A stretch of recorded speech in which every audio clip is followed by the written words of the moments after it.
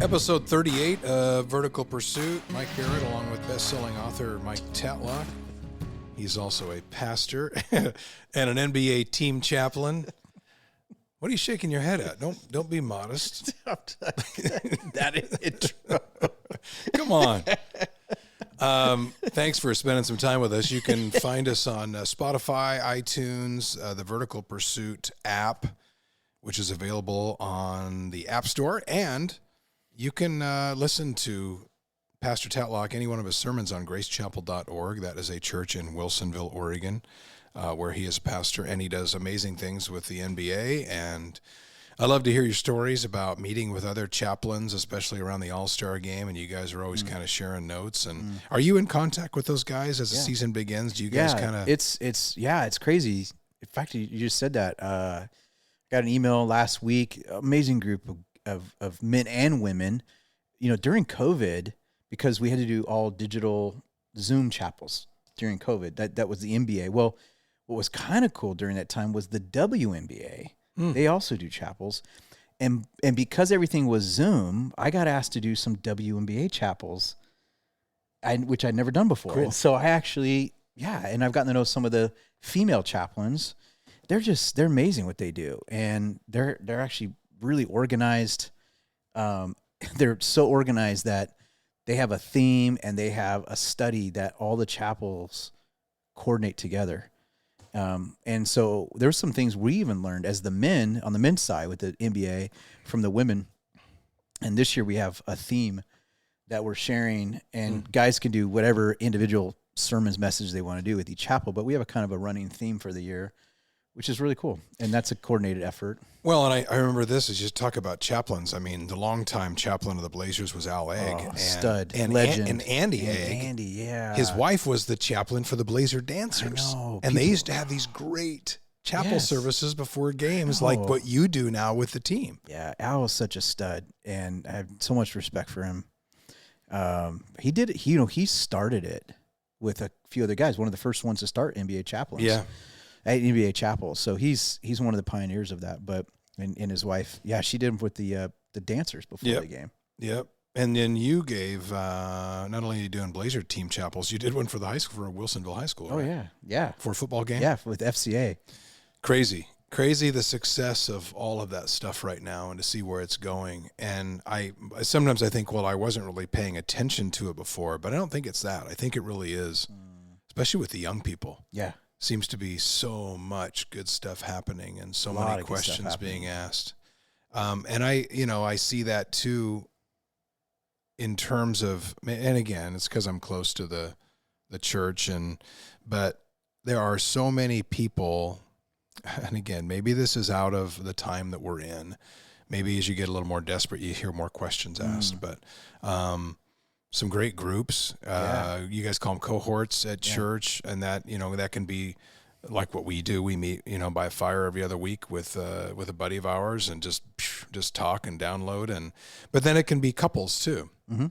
And we have a life group that we're in every other week. We meet, and once in a while we go through a book or a book in the Bible, or we just go through sermon notes, which is really easy. All you're doing is you're just starting a conversation.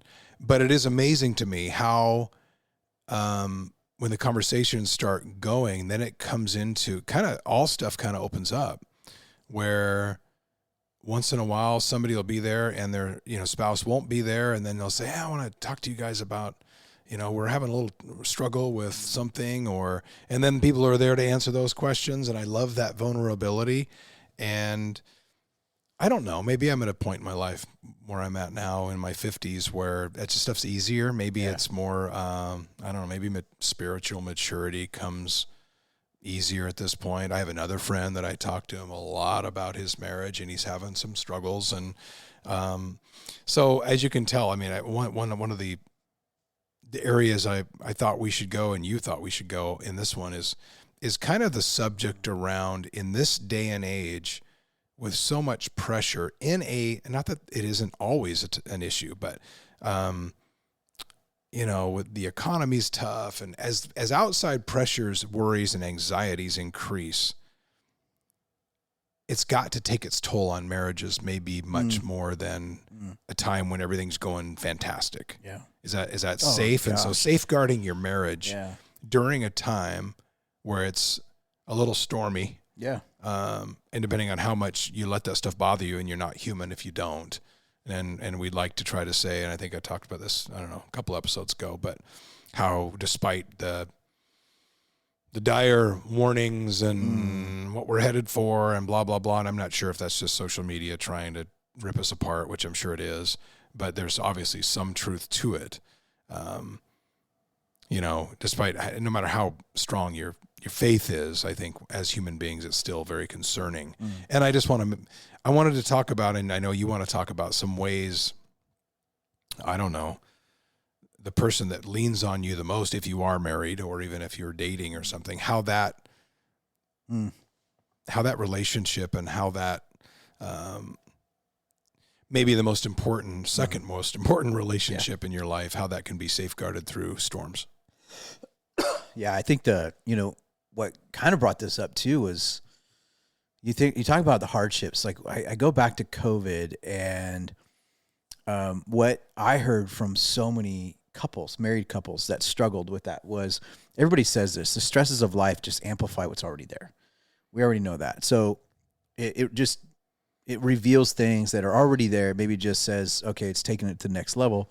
So, COVID, one of the biggest horrible things that happened during COVID that was a total disaster was the shutting down of schools on so many levels. That was completely ridiculous. My blood starts to boil. It did so much more damage than good. It was just an overreaction, and isolated kids. It pulled kids out of things that they needed to keep their sanity. It made them all fall back in school, fall behind, have to catch up. There's a number of things of why that was just not good. Well, if you're like Oregon, then just eliminate all the standards for testing that's and the just other let thing them all too. graduate anyway, because let's just lower the bar. Right. At this point, just show up at Chuck E. Cheese and get a certificate and you could go on with your life and just make no challenge whatsoever. And one of the things that I heard consistently from married couples was when our kids had to stay at home all day, it put a ton of stress on marriages. And not only that, but we know there was a lot of homes that are not healthy. And so for some kids, going to school was safer and better for them. And then you lock them down at home. And that was, a lot of kids are getting meals at school that they wouldn't get at home. Right. Exactly. That thing was a fiasco. Yeah. But as it relates to marriage, a lot of stress. Because the reality is this too, and all these things, you think of stress, what causes stress in marriages? You've got finances, you've got parenting, you've got health issues, you've got just personality traits, dynamics, you've got maybe past trauma. There's a number of things that cause stress. And one of those is, when we think about finances, the majority of families today, as we're watching the middle class erode in front of us, and I watched an hour long, I think it was maybe Harvard or Yale did a presentation from a professor that basically said, this was like 8 years ago, we're there now, and said she was predicting the future with the economy that almost no household will be able to survive without both people working. It will be rare that you will have a household on a single income. And so you go back to COVID, where the majority of homes had to rely on two double incomes coming into the house. Now you're saying, and on top of that, homeschool your kids, or at least supervise things. And it just caused a lot of stress. So that in and of itself, I saw marriages, not just crumble, I should say, but I saw them get overwhelmed. And we talk about the other thing too that happened. So you and I were sitting, and this is what tees up this conversation as well, around safeguarding our marriages. You and I, we have our cohort time with Jim, and we go up and we have fire. We usually start at 9:00 at night. We sit out there crackling fire. It's one of the most, to me, it's I look forward to it every time we do it. It's so life-giving.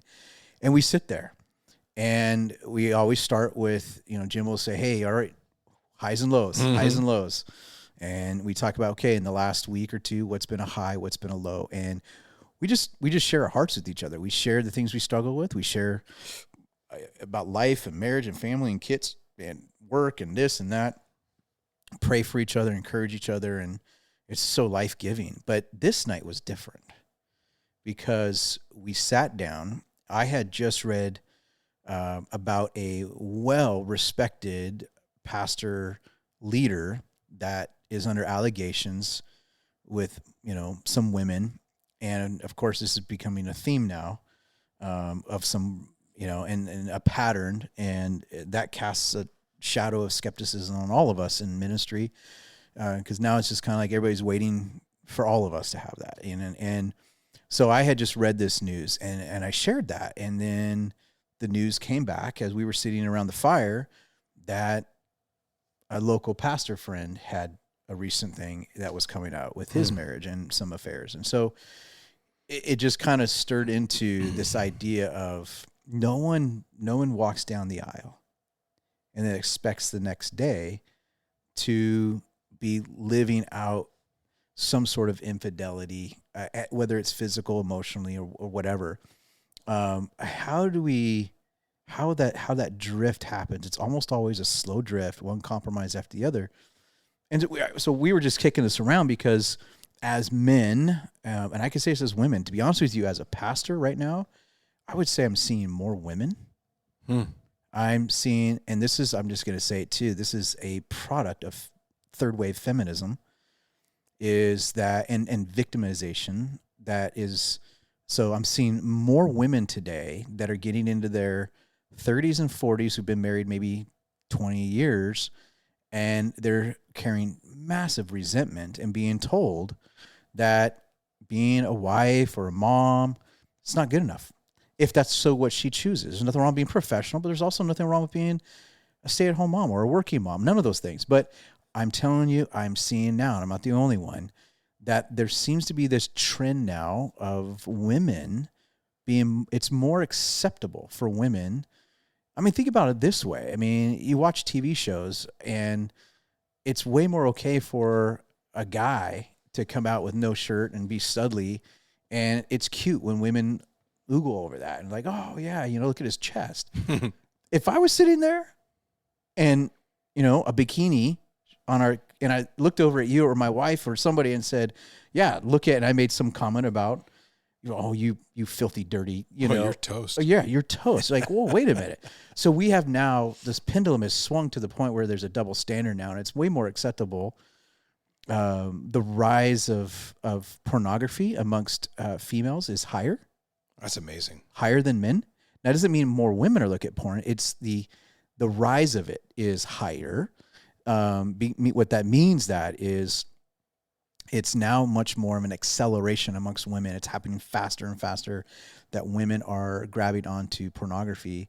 Why do you think that is? I personally obviously technology makes it easier, but why do you think that is? I think at the end of the day, we are an over-sexualized country. We over-sexualize absolutely everything. And so when you over-sexualize it, and I'll just talk about sin in general, sin always needs that next level. Sin needs a next level. It needs that next place to go because it gets boring. And so sin always has to evolve to that next thing that's taboo. And so you see that in our society and amongst women, we over-sexualize women. And I'm not even saying like we do that as men do that. I'm saying as a society, even women do that to themselves. So this isn't pointing a finger at men. I'm just saying as a society, we over-sexualize women. And as a result of that, we've opened up Pandora's box and encouraged to explore. And this is where the third wave of feminism is: be true to yourself and explore those inner inhibitions. And if you go back to Marxism, and we don't have time for this, but you go back to Marxism and socialism, he had a fundamental belief that women were being suppressed, and because they were being, oppressed, and oppressor language was all about Marxism is birthed out of. And women and children, by the way, this is what you see in our society right now. It all comes back to Marxism, all comes back to German philosophers that were sick and twisted in their mind. It was demonic, where they encouraged women and the sexualization of children. So our culture has become that. And so you're just seeing it's much more encouraged for women to live out and not be inhibited. Like, it's your right. Explore yourself, explore your sexuality. And because you've been suppressed and oppressed all these years, now is your time to do that. And there's the encouragement of even do that within the confines of marriage, and step outside of marriage and fantasize. A lot of things are around fantasy. And I've said this before too, that, Hallmark movies is emotional porn. And for a lot of women, emotional affairs is the way they fantasize. And so you see that with TV shows around romance. There's nothing wrong with romance movies. There's nothing wrong with Hallmark. I'm just saying, if you understand what's a gateway, and we're talking about safeguarding marriages, what I'm saying is you have to safeguard against what is your tug and pull. And for a lot of women, it's an emotional affair that starts things. And so, well, it's the destruction of comparison. Exactly. Which we've talked about a little bit before. How much of that is an escape too? And I talked about it a minute ago, but if the economy gets tough and the news is never good and wars and all this, how much of that is truly medicating? Oh, absolutely. Our whole society is built on coping and medication. And that is what we do with everything. And a consumer culture, which is what we are, it's all about the comfort of the consumer. And so when you're uncomfortable or you're in discomfort, you have to find something and get those endorphins and serotonin, get the chemicals in your body going to the feelings of happiness. And well, what does that? Well, there's a lot of things that can do that, and a lot of good things that can do that. But obviously sex, arousal, someone feeling wanted and desired can get those emotions feeling. And so in a society that says if it feels good, do it. And if it feels good, you have a right to do it, an entitlement to do that, the whole entitlement thing. I remember sitting down with a woman years ago in my office at church, well-known woman who in leadership, and came to find out she was having a emotional affair. And a few of us sat down with her in a very loving way, not in a like judgmental way. We just said, hey, help us understand where you're at. And obviously it's wrong. You're cheating on your husband. And she said, well, it's just what my heart wants. And I'm like, well, the Bible says your heart is deceitful and wicked.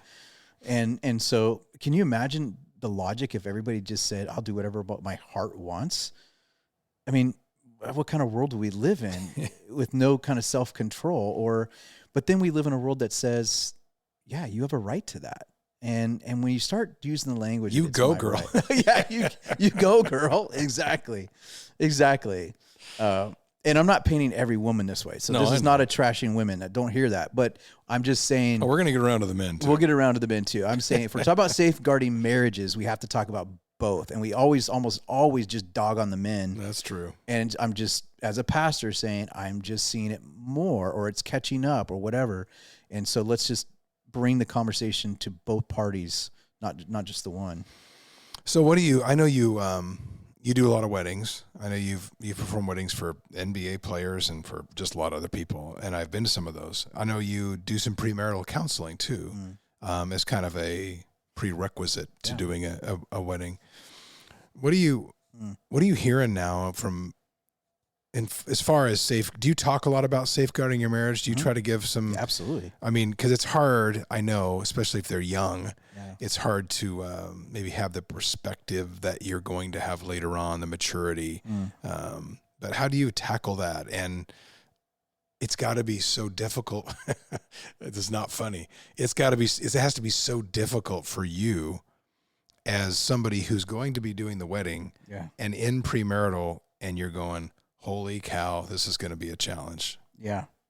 There's been a lot of those where I'm sitting here going, sure. Yeah. We need to figure out a plan and get it in place soon.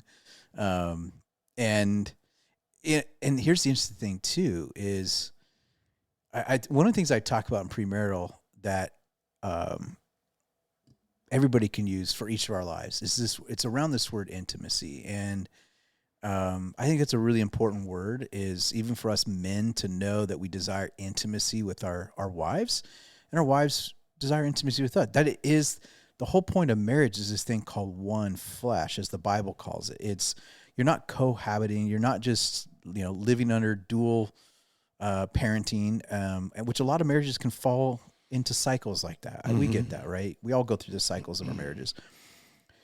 But one of the things I talk about is the idea of having elasticity in your marriage. What I mean by that is, and I use it now, and by the way, on that note, I do every year with the Blazers, I'll do about 4 or 5 chapels in a row on marriage and dating.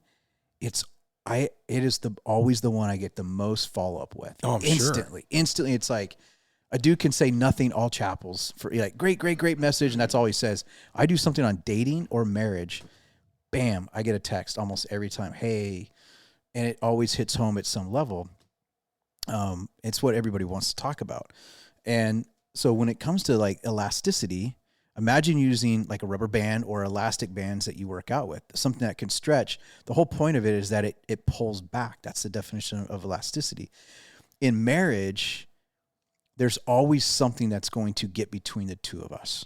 Always. As marriage goes on, something will always become a wedge. And it's not always bad things.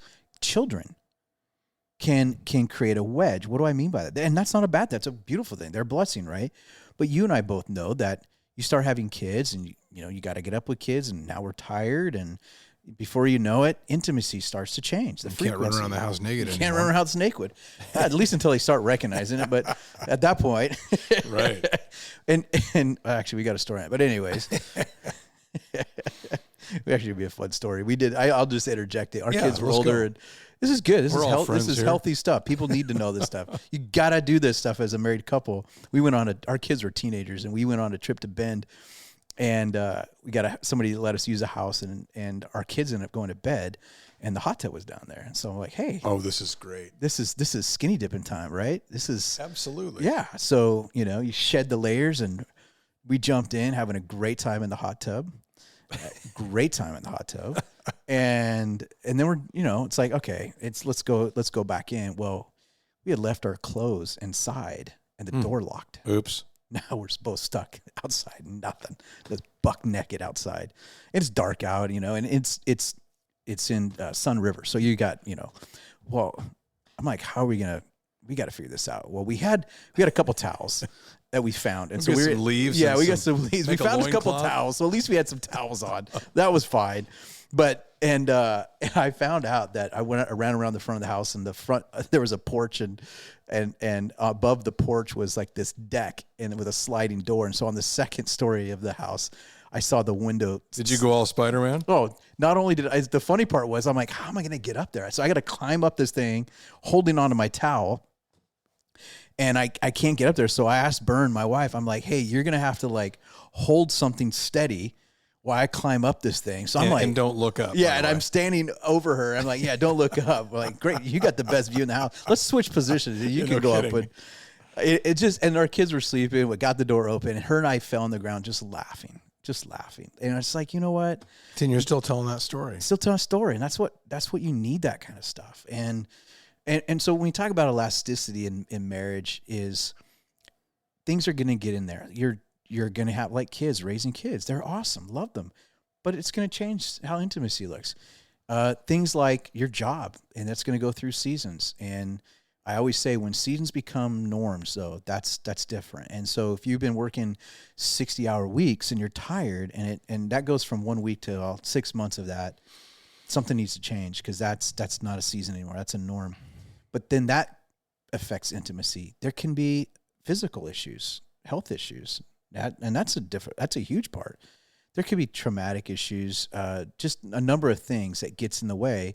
And before you know it, you're really together. Now those things begin to wedge, and now you're starting to drift apart. And that's okay for a little bit, but if you start drifting with trajectories 5 years, 10 years, 15 years, you're living separate lives. Mm-hmm. And here's what's going to happen. In that gap, something will always fall in there. Yeah. And that's where we get prone to. Something's got to fill that void. Something's got to fill that void. Something's got to fill the void. And it can be someone or something that falls in there. And that's where you got to know it. So the elasticity of marriage, I talk about 5 rubber bands.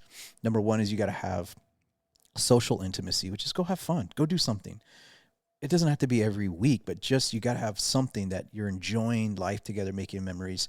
Figure out whatever that rhythm is. 2 is emotional intimacy. That's a rubber band where you are able to connect. So if she's happy, I'm joining her in happiness. If she's sad, I'm joining her sad, and vice versa. Intellectual intimacy, conversations. Are you talking? Number 4 is physical intimacy. Got to have that. And that's not always sex, although do as much as you can. Right. But it's other ways. It's just connecting physically. And the 5th one, the most important one, is spiritual intimacy. Those 5 rubber bands, any one of those that we can put pressure on. And in reality, you need all of those happening. So I think one of the safeguards of marriage is making sure you're going, okay, not all have to happen at the same time, but are we at least having a plan that we're being intentional with each of those? And there's some sort of frequency to it. And that will bring you guys back together. Well, and I think, there's always the buzzwords and the cliches that go with, but the honesty, communication, and then almost the biggest one is forgiveness. And because, we both know people who have had a rocky road or a slip by one or the other. And when I was younger, a young, dumb kid, if my wife ever does that, I'm out of there. The best marriages, some of the best marriages I know now are when forgiveness has been practiced to a degree that I wouldn't have been able to handle that as a kid. I love the idea of, well, number one, I'm looking at your hand. You have your wedding ring tattooed on your finger. Yeah. And I don't yet, but I'm going to. I want to get that done. I just think, if for no other reason, well, a lot of reasons, but I love the idea, and we mentioned in a recent episode, talked about modeling. How many times do people look at that and say, is that a real tattoo? You all the crazy, time. dude? They do. Getting that tattooed on your... But I like that. I like the idea. It's almost like when Cortez got to the New World and burned his ships. That's a great way of saying it. Because there was no turning back. Yep. You destroy the escape plan. Yes. Right? Ooh, that's good. Once married, we are 100% committed. Yeah. Now, are you going to be perfect? No. Are you going to forgive? Are you going to communicate? Are you going to be honest with each other? I think if you hold, and I know that the tattooed wedding ring is not the entire thing here, nor is burning the ships, which I kind of look at as that. I kind of like that analogy when it comes to. That's a really good analogy. If you can approach your marriage with Cortez in 1519 burning his ships, and he has 600 men with him, and it's like, well, I guess we're not going back. No. I guess we're going to figure it out, which is, I love the message it sends. But anyway, I think that to think that you're going to go through that, and you probably do prepare, I would imagine, young couples for the idea that neither one of you are going to be perfect and you're going to have to communicate. But if you can hold that, the result at the end of the day, 100% committed. Again, nobody's cracked the code on this whole thing because people drift, like you said, and there are struggles in life. And sometimes but if you can get somebody at those early stages to at least decide that no matter what, we're going to be 100% committed, we're going to make it work. That's a pretty good safeguard. Absolutely. And that's too, like you and I both have shared, there's always going to be temptation that's out there for both parties, for both men and women. And I haven't done it for a while. I need to do it again, but I've done it a handful of times. I'll bring the men on our staff into a room and say, guys, let's just have an open conversation. And I remember one year I asked the guys, I said, do you know your triggers? What would it take for you to break your vows? Are you self-aware enough? Because that's the biggest key, is knowing that it can happen to anybody. But that's the thing. It's like every time I read a story and someone's downfall, I'm like, well, that could be me. No one's better than that. Yeah, don't say it can't be. Exactly. That's arrogant, and that's pride. And I think that pride comes before the fall. And I think that every time I hear it, it just makes me go, oh, okay, God, thank you. By your grace, I have not done anything that has jeopardized my marriage, and only by your grace. And yes, I could say, well, I'm intentional. Yes, I do have a lot of boundaries. Sure. I have principles to live by, of course, but so did they. Right. And at some point they compromised those and justified those. But I don't ever want to think I'm better than anybody I just think that's arrogant. So it makes me feel compassion for everybody that's involved. And it also makes me look in the mirror and go, okay, God, is there anything I need to shore up? Is there anything, in my mind, and am I justifying thoughts in my head? I'm not even doing anything, acting on it, but even just every action begins with a thought. And so how's my thinking right now? And how's my heart towards my spouse? Am I living in resentment? Yeah. You mentioned forgiveness. Yeah. Well, so much of our sin or things that we look back on and regret, we had a series of slow drift justifications. Which builds that resentment. It does. So I go, well, okay, well, how's my heart now? Am I holding anything to my spouse? Am I feeling like this and that about them? That's a good checkpoint. It's a look in the mirror and go, oh, okay. And I think like that's a key piece for all of us. It's like it takes a gut honest humility to be self-aware. And because I asked our staff, I said, just the guys, because I wanted to have a moment and say, are you self-aware enough to know, would you go get a prostitute? Or are you the type of person that would fall into the affirming attention of a woman who's, saying nice things, and you're, oh my gosh, that makes me feel good because I don't feel respected at home. My wife's not saying these things to me at home. And before you know it, you're like, oh my gosh, like this is feeling good. Well, of course it does. And it's so easy to justify it. And well, as a pastor, I'm counseling her. I'm praying for her. She needs to share there's all those things that and it's a slippery slope. And honestly, like we had such a great conversation. This was like 12 years ago with our guys on staff. And I try to do it every couple of years, but, and we were so honest. We got so honest to say, most of us were like, nope, I would not go get a prostitute. And that thought of that scares me of, paying to get something. And I go into a room and there's 5 dudes that rob me. I mean, we all talked about those scenarios in an honest way of saying, okay, I don't think I would do that. But man, if there was a woman who said, hey, can I meet? I'm having some issues. Can you pray with me? Yeah. Sure. How spiritual would that be? And now you're 5 of those in and she's sharing her things and you're sharing. And the next thing you know, you're texting each other and how you do. And I'm just saying, if we're not honest about our own self-awareness, an easy way to justify those things, you wake up one day and you're like, that's how this happens.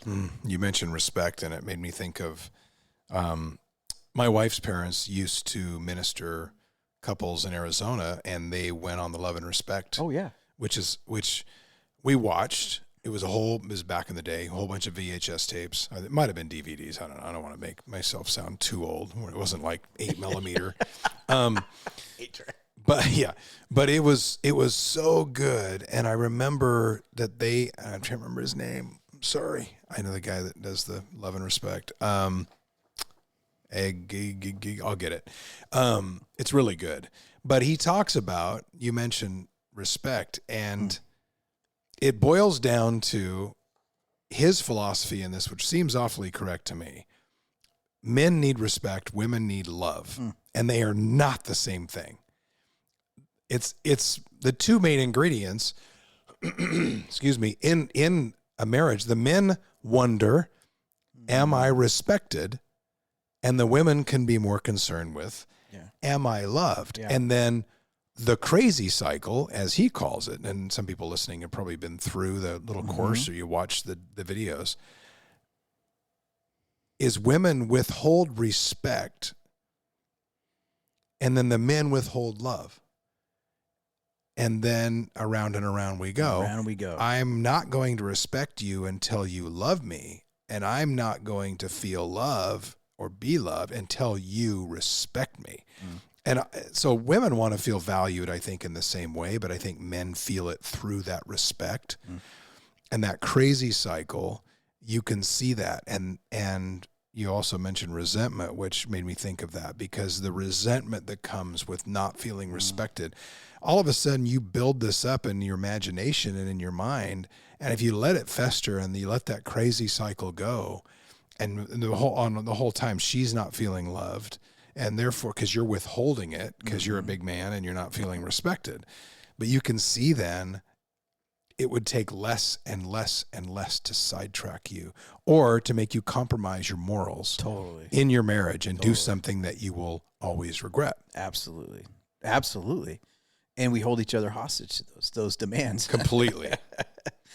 That's exactly it. But I also think that in that same, so people say, okay, we're in the crazy cycle. If that's you, and I'm not feeling respect, and therefore I'm going to hold off, and she's going to see what it's like to not have love, blah, blah, blah, blah. So, okay, then I would imagine, and I don't remember the series, I'm sure there was an answer to this. So the question would be, okay, well, who moves first? Who lowers their gun first? You know what I mean? But I've done this a couple times when I've been kind of a jerk in my marriage, not anything serious, but in one of those cases where I'm feeling some stupid resentment. And I remember at times I'm like, you're not doing what you should. And you're sitting here pouting because for whatever reason you felt like there was a comment that wasn't respectful. So therefore I'm gonna go as far to the edge of the bed and turn my back, and boy, everybody's gonna notice this, man, and she's gonna be sorry. But I think the thing that I have done at times is, if you can, you offering undeserved love or undeserved respect is such a powerful catalyst in a situation like this, where you are in the crazy cycle, and it takes humility, but the generosity that you can give through undeserved love.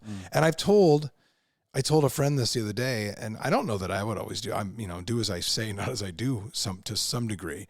But he was talking and complaining about, and maybe rightfully so, about something at home. And I said, you know what? He said, what do I do? No, I mean, he was just more just saying it as a friend, not like I had some answer. But I said, it's not going to be easy. You're going to walk in the door and you're going to give her a huge hug and a kiss, and you're going to tell her you love her more than anything. And then you're going to walk to the room, and then you're going to drop your bag and everything else. And he called me later and said, I did that. And it was incredible. And I was pissed. I didn't want to do it. I had all this, resentment build up and pride. And how dare. And he goes, all it took was me offering undeserved love one time, fighting through that BS pride that we get as men, where, I have every right, blah, blah, and you've got this resentment built up, especially if it's gone on for a long time. But if you can fight through that wall and offer that undeserved love, and ladies, same thing, at 1 minute, offer that undeserved respect back and break that cycle. I know oftentimes it's a showdown. Who's gonna go first? But men, because I'm a man, do it. Go first. Be the one that drops that and watch the result. Because I think in most cases, unless there are more serious issues than I'm talking about, in most cases that can be the spark to a breakthrough. You said it perfectly. I think that's what being a man in the marriage is. Yeah. It's not about being perfect, but being the initiator to the right thing. And laying down your pride, sacrificing your pride. And it's interesting because the Bible says, don't let the sun go down on your anger. Meaning there's a timestamp to this anger issue between the two of you. And don't go to bed pissed. That's it. Don't go to bed pissed, because he says it, and he goes, because if you do that and you do let the sun go down and time continues, it says you're giving the devil a foothold. Foothold, what's that? That's a wedge again. Talk about a wedge in separation. Resentment gets in, fills that gap. And so forgiveness is elasticity, right? And the ability to walk humbly. The other verse I'm reminded of in Ephesians 5 of the Bible, it talks about husbands, lay down your life for your wife. The 5:33, right? Yeah, yes. Is that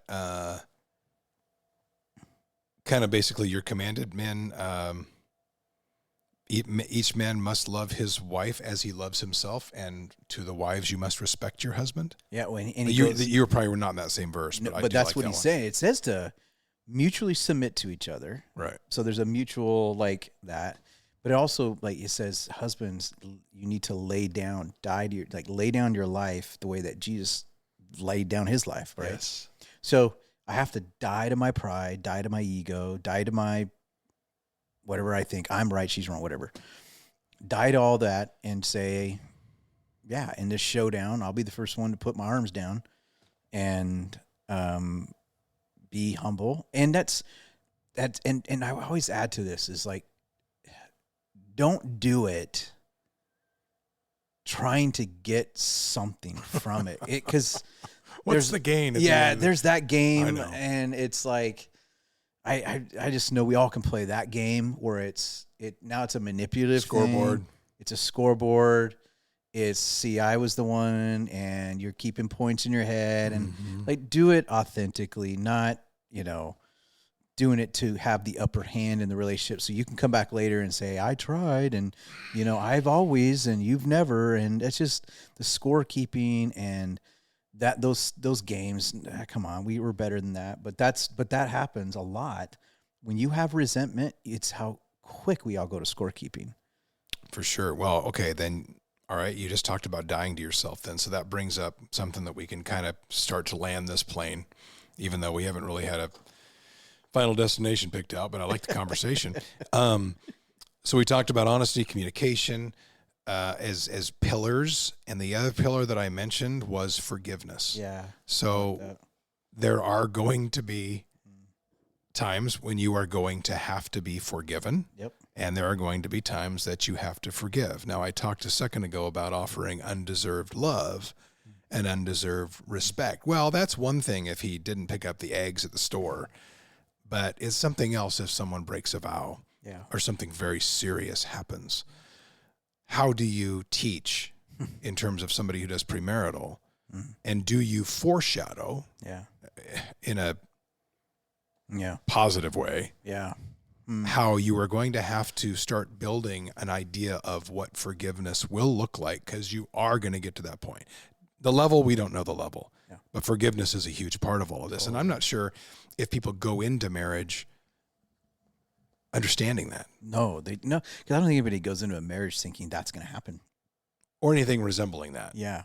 One thing that, our marriage, there's things we're working on. We don't have a perfect marriage, but we have a healthy marriage. I would say we're not perfect. I would say we're healthy, but one of the things is we try to put into play is this thing called keeping short accounts. Keeping short accounts. And so if there's a misfire, an unmet expectation, a letdown, and again, we're not talking about the big, affairs, infidelities, betrayals. I'm talking about just day-to-day thing, but those day-to-day things add up. Yeah. And it becomes the culture and the character of your marriage.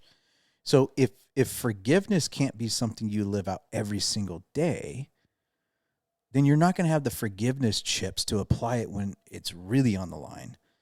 And so if you're just living in resentment, and it just festers over and over, and that's really underneath the surface, then you're really in a deficit of forgiveness on the daily basis. So if it ever does get to a point where something big. But I have also, you and I are very close friends with someone that's very dear to us who's walked this hard road. And the story of forgiveness in their marriage is one of the most powerful things. And I've had many other couples who've walked this path where there was an affair on one side or the other, and they are thriving.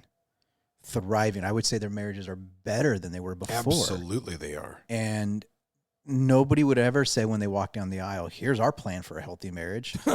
And this is what it's going to take for us. Nobody sees that in that blueprint. But, and it doesn't say there wasn't a lot of hard work. Doesn't say there wasn't counseling. Doesn't say there wasn't a number of things and time to work those things out. But the repairing and all of that. But and let me quote one thing, because you brought that up. And at some point we'll go deeper. I just want to leave it as a friend at this point. Yep. But he was unfaithful. Okay. Her quote, when telling the story on this, she says, "So, while I was truly shocked and repulsed when I found out, I saw this as our sin, not just my husband's sin. When you were pronounced one, you are one." So the question and the challenge after that, I know that sounds, people are going, are you really? Will you be God to your spouse will you love them the way he loved you, even accepting betrayal and sin the way God accepted our betrayal and sin? And couldn't this then be the essence of being Christ to someone else? Almost like opportunity, and I hate to say that. And I think someone we're talking about, she said that at that moment, looking at it through that lens, it became, stay with me, it became a privilege and an opportunity to then be Christ in someone else's lives. I know that's a stretch for some, and some guys are like saying, dude, yep, really? But honestly, that is, and this is a great way we can end this. There's a story in the Bible that messes me up every time I read it. And God compares himself in a relationship to his people.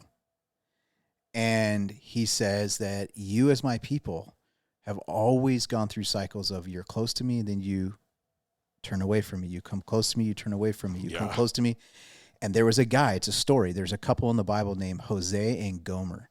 That's weird names. But basically, God says to this guy, here's what I want you to do. I want you to go marry a prostitute. You mentioned this story, I think, in a couple episodes ago. Did I mention this story? Yeah. Yeah. And he goes and marries this woman, and God's like, yeah, and she's going to cheat on you. She's a prostitute. She's a whore. This is what she does. And she's going to run out on you. She's going to sleep with a bunch of dudes. So good. And you're going to pursue her, and you're going to forgive her. See, here's where the world would say, no, cancel. Absolutely. Cancel them. I can't believe they did this to you, blah, blah, blah, blah. And God says, I'm going to let your marriage be a living, breathing illustration of my forgiveness towards you. It's not a permission to take advantage of him and go, I'm going to do whatever I want because God will always forgive me.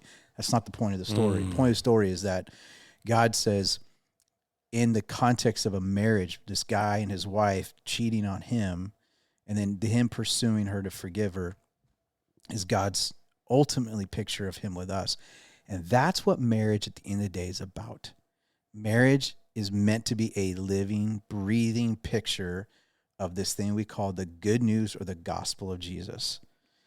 And this is, again, talking to people who, if you're not a Christian, you might not understand this, but marriage was designed so that God could say, you will be an example of what I am for you. And marriage is as much about who God is than it is about man or woman. And that's why, as a whole other podcast, that's why marriage is supposed to be between a man and a woman. Because God says it's bigger than sex. It's this picture of who I am with you that I'm sending to humanity. And so when you see a marriage that goes through infidelity and they rebuild trust and there's forgiveness, he goes, that's the picture of the gospel. It's the picture of the good news. And it becomes the stories that inspire us for a reason. So my encouragement is to someone, and I know it takes a lot of work. I'm not minimizing any of that, but I'm saying there's an opportunity that your broken marriage could actually become something of brilliance and beauty again if we both allow God to retell the story and rework the story. We've seen it happen. So good. That's great stuff. It's good practical stuff too. I think everybody can relate to that. We hope you enjoyed it. We hope you take something from some of these and don't want to shoot us after we're done. That's a goal, huh? We set them high. Anyway, you can always listen to this if you want to. And like I said earlier, I think it was in another episode. If you've got a buddy or you got a friend and you kind of want to see them maybe come alongside either you or their walk with the Lord, or want to see them go to church, but you're afraid to ask them to go to church, send them an episode of the podcast and just say, hey, listen to this. It's kind of cool. And then just see what happens. I'm not saying this podcast necessarily, this would be great, but any of them. We like to continue to spread the word, spread the good news. Hey, on that, as we wrap up, last thing, we've never done this before, but you're on Instagram. Yeah. What's your handle on Instagram? I don't know. It's Mike Barrett. Yeah, I think it's a number. Is there like a dash in there or something? Yeah, Mike too. Barrett 22. Is that what it is? Yeah, I was on Twitter long before because of back in Blazer days, but I'm looking right now. Yeah, I don't know. Yes, at Mike _Barrett 22. And then where we're both like sitting here looking at our Instagrams. know. Going, Twitter, what is mine? What is mine? Twitter, I'm still Blazer MB. I never changed So it. your Instagram, say it again. It's Mike_Barrett 22. Okay.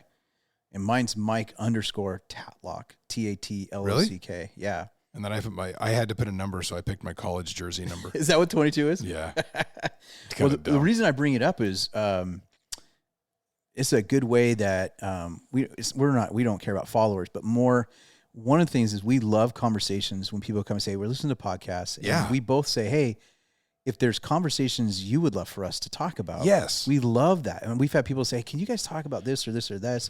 That'd be great. So if you want to follow us on Instagram, the reason I use that is because it's an easy way you could DM us and say, shoot Mike. And you probably get the DMs on the Vertical Pursuit, because Vertical Pursuit actually has an Instagram handle as well. That's right. Vertical Pursuit has a handle for Vertical Pursuit on Instagram as well.